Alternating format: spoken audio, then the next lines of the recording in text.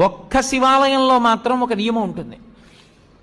పగటి పూట అంత శివలింగం ఒక్కటే ఉంటుంది దర్శనానికి యోగ్యంగా.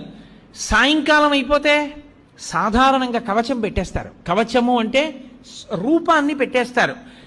ఒకసారి కాని శివలింగానికి కవచం తొడిగారా ఇక మీరు నంది యొక్క శృంగముల నుండి చూడకూడదు. అలా కాని కవచం తొడిగి లేదా మీరు తిన్నగా నిలబడి శివలింగాన్ని చూడకూడదు. అప్పుడు చూసేటప్పుడు మాత్రం మీకు అదృష్టం పండిందని గుర్తు. కవచం పెట్టకముందు మీరు శివాలయంలోకి వెళ్ళారంటే మీ భాగ్యం పండిందని గుర్తు. ఎందుకో తెలుసా?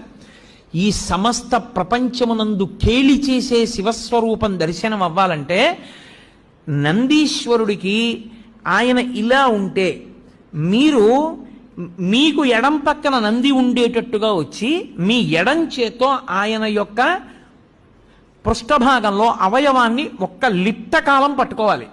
కుడి చేతి బొటన వేలు చూపుడు వేలు శృంగముల మీద ఉంచాలి.